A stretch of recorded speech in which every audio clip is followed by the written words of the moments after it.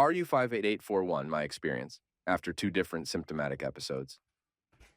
What a waste of good RU. It's really crazy to me how some dudes take it for years without any problems, and others are getting heart attack symptoms within days. That's why I tried it again. I was literally thinking last time I ended up being sick after a few days of chest pain, maybe I got COVID. I tried it again and got way worse symptoms this round. I don't get symptoms to any dutasteride, finasteride, low-level laser therapy, minoxidil, or dermarolling. Now, I've noticed as of late that more people are complaining about heart palpitations and or chest pain tightness issues from using RU-58841 received from gray market vendors on the internet.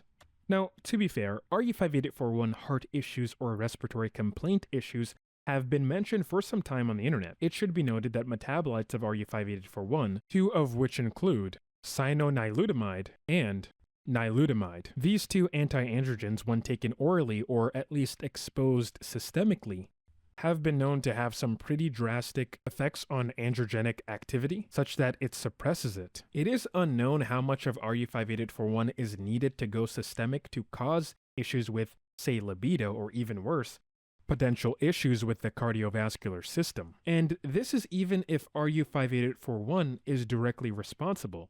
Again, it could very well be its metabolites, which would require for RU-58841 to chemically break down into them in the body. Nilutamide, the metabolite of RU-58841 that I mentioned, is known to have a potential side effect of lung disease. So this is where things get a little bit worrying. The literature is sparse, but there is some evidence for this. For instance, the case report titled, quote, "Simultaneously liver and lung toxicity related to non-steroidal anti-androgen nilutamide, also known as Anandron, a case report, unquote, by Dr. Jose Luis Gomez et al., 1992, follows a 69-year-old prostate cancer patient who developed simultaneous liver dysfunction and interstitial lung disease after treatment with nilutamide.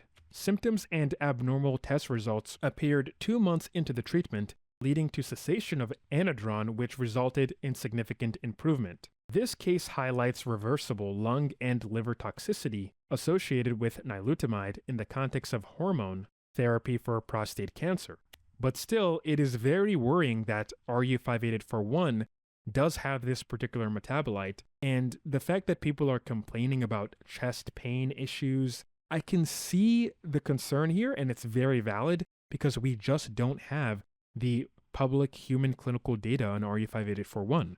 And we don't even know the proper ways to compound it to limit systemic exposure. Mind you, there are people on the internet who are using absurd amounts, very, very high concentrations of RU-58841, going all the way up to 10%. I think I saw one desperate guy going to 15% RU-58841 topically. And what we know with fixed law concentration, that when you increase the concentration on a particular surface of a particular molecule, right, that causes more of the molecule to penetrate that surface, at least in the context of dermatology. So people, if you're using RU-58841, which I'm not going to sit here and tell you to do that, first off, this is your risk. You should do the research. And second, don't go to a high concentration. 5, maybe 8%, I wouldn't push past that because you could get even more systemic absorption that could just wreak havoc on you. Next, we're actually going to look at an animal study involving rats. And I know, we're not rats, we're human beings. At least most of us, I hope. Maybe we have some aliens or some fish watching in the audience. But we're going to look at this animal model study just to see what nilutamide could possibly do. The research paper titled, quote, "Generation of free radicals during the reductive metabolism of nilutamide by lung microsomes. Possible role in development of lung lesions in patients treated with this anti-androgen," unquote, by Berger et al., 1992, utilized an animal model with rat lung microsomes to delve into the metabolism of nilutamide, a drug associated with pulmonary toxicity. While acknowledging that this is an animal model and the direct applicability to humans may have limitations, the findings do indeed provide significant insights.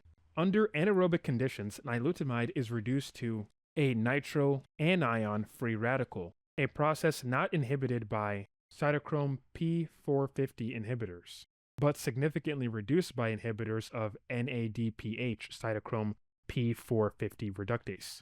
Conversely, under aerobic conditions, the nitroanion free radical undergoes redox cycling, resulting in the generation of a reactive oxygen species instead of covalent binding. So what does all that hocus pocus science science type of speech mean? Well, this suggests that when nilutamide is metabolized further, at least in the rat lung microsomes, it produces toxic species, potentially explaining the lung disease that occurs in patients treated with this anti-androgen. Okay, so let's be clear about what is going on here. So for the laymen in the audience, reactive oxygen species, or ROS, are molecules that contain oxygen and are highly reactive due to the presence of unpaired electrons.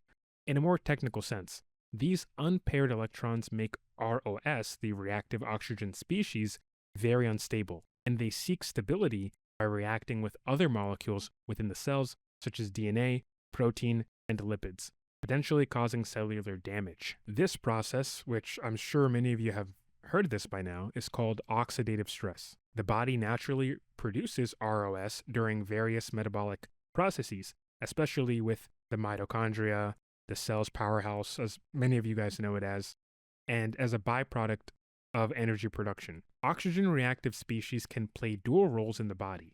At low or moderate levels, they are vital in cellular signaling and the defense mechanisms, helping to fight off infections and regulate cell growth. However, when their production overwhelms the body's antioxidant defenses, and these are molecules that neutralize the reactive oxygen species by donating electrons to stabilize them, oxidative stress occurs, leading to cellular damage and contributing to various diseases and just the typical aging process. So the term toxic species here refers to any molecule that can cause harm to the body, including reactive oxygen species that are in high concentrations.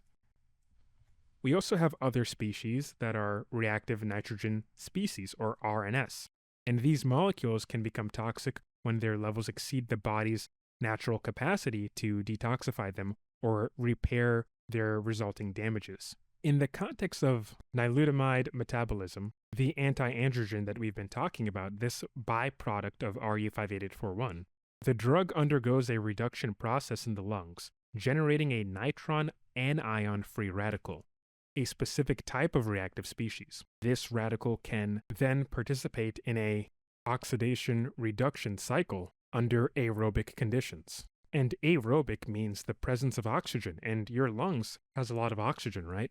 So it's kind of weird. The more you breathe, the more you introduce oxygen, and the higher the concentration of nilutamide is around your lungs, the more damage it causes to your lungs. This is why this particular anti-androgen is just really, really toxic. And if this indeed is the reason why people complain about chest pains, well, one, thankfully people aren't getting lung disease, or at least there hasn't been that much anecdotal evidence that has come out about people getting lung disease from RU-58841. But the intricate damage that is caused potentially by this particular metabolite by RU-58841, nilutamide, could be a potential reason why people are complaining about tightness in their chest or some sort of weird chest or heart pain. I don't think it's your heart muscle per se that's going through some sort of oxidative stress here, because realistically, you would have been dead. You probably wouldn't be watching this video by now. So if it is, right, if these manufacturers are producing RU-58841 so-called solutions, there could be the instance that during their manufacturing process, the production process, that they're getting a lot of these particular metabolites, right? Because even if you just leave RU-58841 there for about a year or two, it can denature and turn into these particular metabolites, which could be pretty dangerous. There isn't that much in the medical literature about RU-58841 and its potential damages, if it causes any at all, because we don't have those public phase 1, phase 2 human clinical trial data out in the public, right? Nobody knows what actually happened in regards to side effects. The stump-tail macaca monkeys, they didn't exhibit any sort of anti-androgenic effects in their bodies, and they didn't seem to have any sort of weird blood work or any sort of indication that their lungs were failing. Now, if you're using a high concentration of RU-58841, or if you're, obsessively applying that to your scalp, maybe on that off chance, you could be introducing more of nilutamide and other RU-58841 metabolites to your body, and that's probably why people are having these side effects. And also, it could be people are having nocebo effects, right? Maybe some of these manufacturers are also including high concentrations of minoxidil into their RU-58841 solutions, which could be causing some sort of, cardiovascular issue. But from my perspective, there's probably some compounding errors that are occurring, which are causing the metabolites to be readily available, or at least more so in some people, to cause these particular chest pains. So if you can't accept the risk, don't even mess with RU-58841, or really any experimentals for that matter. Only if you're educated and if you're willing to take the risk and do your own research about it, that's on you. But I'm not going to say go do that. But in terms and efficacy, I would say that RU-58841 has a positive impact in shielding the hair follicle from DHT. When it comes to hair count improvements in humans, as noted by Prostrakin in their archived website, for the Phase 1 and Phase 2 human clinical trials, RU-58841 apparently has comparable benefits to oral drugs like finasteride and dutasteride. But like with other clinical topical anti-androgens under research, it could very well be ineffective on its own in the long term.